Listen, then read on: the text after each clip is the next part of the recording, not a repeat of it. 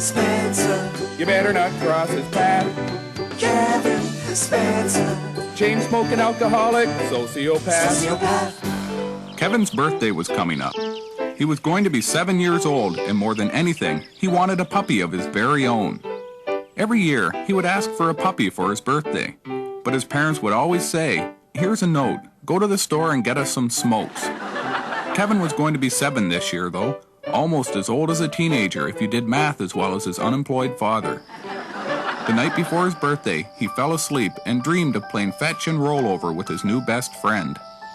Kevin woke up the next morning, raced from his room, and fell headlong down the stairs. He pretty much did this every morning, so no one bothered to help him. About 8 minutes later, he came to and stumbled to the kitchen. His parents were still awake, playing Crazy Eights and drinking Boilermakers. On the middle of the table, there was a big box wrapped in pretty red paper with a huge bow hanging from it. Kevin tore into the present like his Uncle Mike did with a new case of beer, expecting his new best friend to jump out and lick his face. But the box was just full of underwear and socks. Maybe 7's not old enough to have a dog of your very own, he thought, as he sat in his chair swimming in anger. Just then, he heard a timid little bark. Kevin jumped up and ran into the next room. Sitting there was a tiny poodle with his tail wagging. "This is my new best friend," screamed Kevin.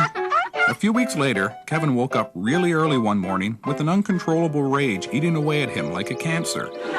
He decided to go downstairs to get some Tang and Pop-Tarts and kill Ollie.